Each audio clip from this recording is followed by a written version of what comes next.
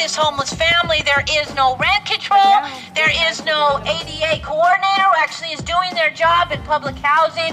And now they're at risk of ending up on the street in a matter of 2 days. I want to ask Leroy Moore from Hip Hop Nation to come up because I want to make sure his voice is heard. They do work all across the country on this issue. And then I want to hear from the family. Hello, Leroy Moore here. I'm a disabled activist, and my fiance has an autism son. So I'm here to say that this family is discriminating against, the ADA and the Fair Housing Act. The Fair Housing Act that I'm holding right here says that disabled families can't be discriminated because of their disability and because of their income. This is a California law.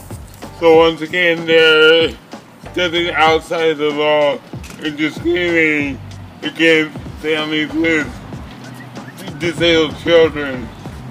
So what we want is an ADA coordinator, and we want the county to really follow state, federal, and city law when it comes to people with disabilities.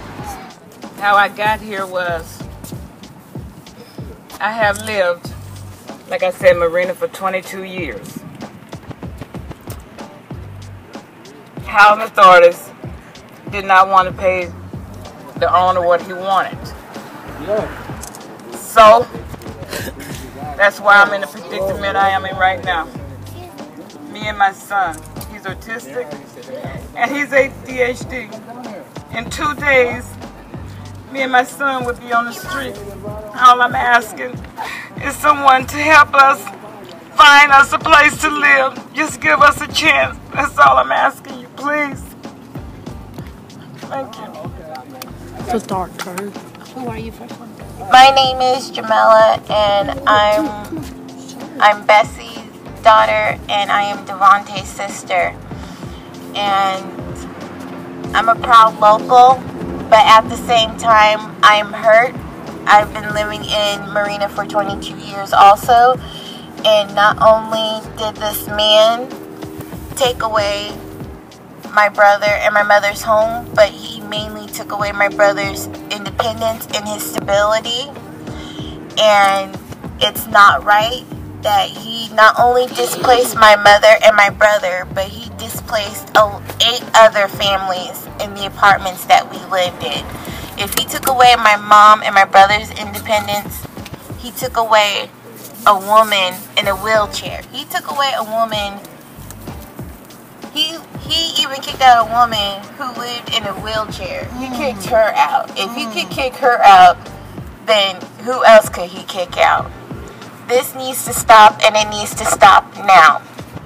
Thank you. From each community, each street, the one thing that they invest in is dealing with locking up black men. Without fathers, without mothers, where's Devontae's sense of identity? Devontae Taylor has a voice, because in the intro, they're not safe on the street. Devontae is my son now, because where my son was not listened to and cared for, you've seen me in many places speak up. I'm breaking the silence. Devontae has a right to know who he is and where he is, and he had quality of life on the peninsula. But they didn't want to make reasonable accommodations, so now he is going to be like every other black man on the street. The only place that you find them housed in is in care of the state. Yeah, okay, come on. Come on. I'll hold it for you. Monte. I can hold it. Okay. Tell the truth and shame the devil. Come on. I have been in this apartment for 22 years since I graduated from Cabrillo Family Resource Center. On January 6th, I'm supposed to go to my new school called SVS in Marina, and now we're homeless because we've been living at the smoke house until her daughter taught. We're now going Monterey called Del Monte Pines. Say we'll be out in 2 days. We're gonna be out in 2 days. Nowhere to go. Somebody will help us. And we'll be very grateful. Thank you, Dante. Welcome. All right, let's have it up for All right, Devontae. See if this works. How you guys doing today? All right. Beautiful day, beautiful sun. I want to share a scripture that was shared to me by a homeless man in Chinatown, the mission, which is 7 days open to those that do not have a home. And he shared the scripture with me during my most difficult time. That is, call out to me, and I will answer you, and I will show you great and mighty things that you do not know of. Jeremiah 33, verse 3. Black lives matter. Brown lives matter. Elderly lives matter. Disabled lives matter. Children lives matter. All lives matter. We have laws in place from the federal down to the state to the local level that should be protecting us from this. This is 2015 and it still continues to happen.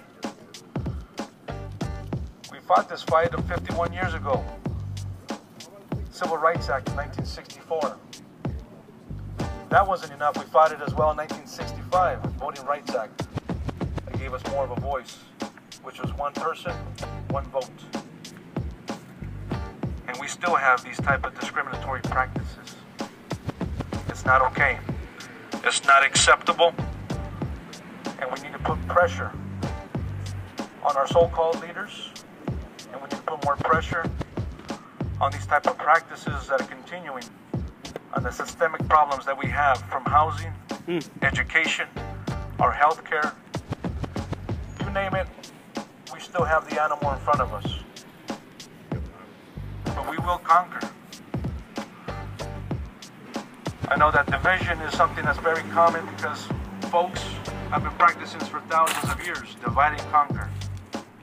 But today we stand in solidarity with Bessie and her son Devontae Taylor. And in solidarity, we're going to go ahead and conquer this together as well. So Bessie and Devontae, you're not alone. Today, God has called this bright, nice, shiny day upon us. And our friends from San Francisco that have come over, as well as our friends from Chinatown and our friends here from Salinas. Monterey County, out of the 58 counties in the state of California, happens to have something unique, and that is a protected jurisdiction under the federal laws of the Voting Rights Act. We'll make sure that your voice needs to be represented, and those who do not want to represent and they are disconnected and continue to be disconnected, their time is coming. Their time will be up, because nothing is permanent in this world. That's right. Thank you guys. That's right. Continue solidarity. God bless you.